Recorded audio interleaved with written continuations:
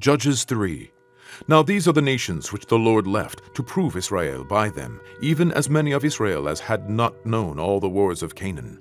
Only that the generations of the children of Israel might know, to teach them war, at the least such as before knew nothing thereof. Namely, 5 lords of the Philistines, and all the Canaanites, and the Sidonians, and the Hivites that dwelt in Mount Lebanon, from Mount Baal Hermon unto the entering in of Hamath. And they were to prove Israel by them, to know whether they would hearken unto the commandments of the Lord, which he commanded their fathers by the hand of Moses.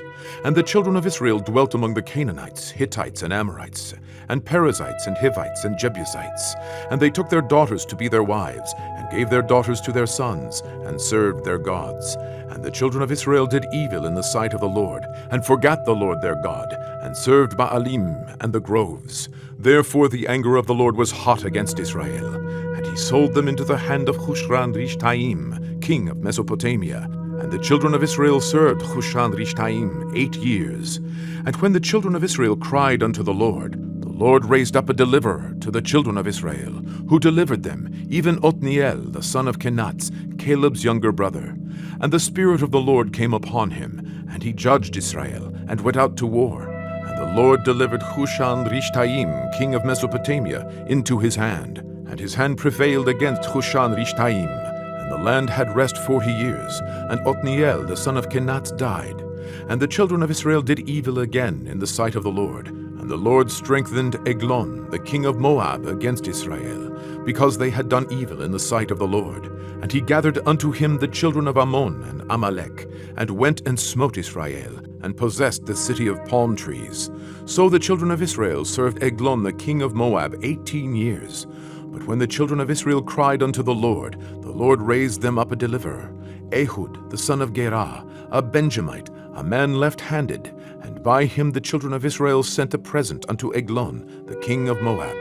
But Ehud made him a dagger which had 2 edges, of a cubit length, and he did gird it under his raiment upon his right thigh.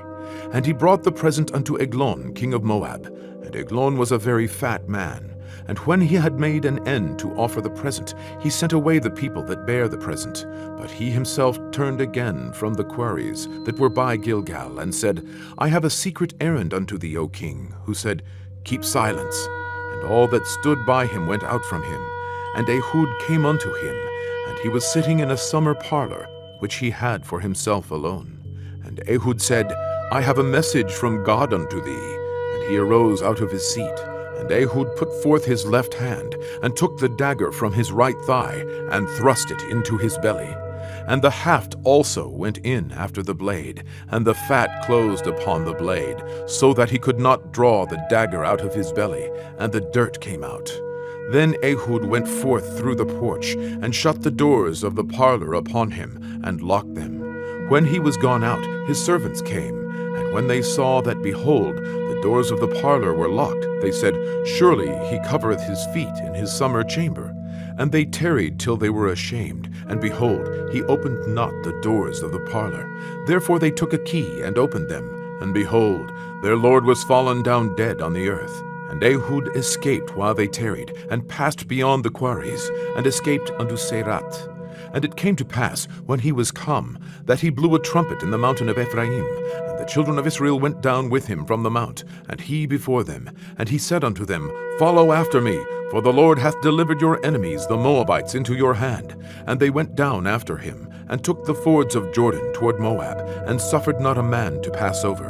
And they slew of Moab at that time about 10,000 men, all lusty and all men of valor, and there escaped not a man.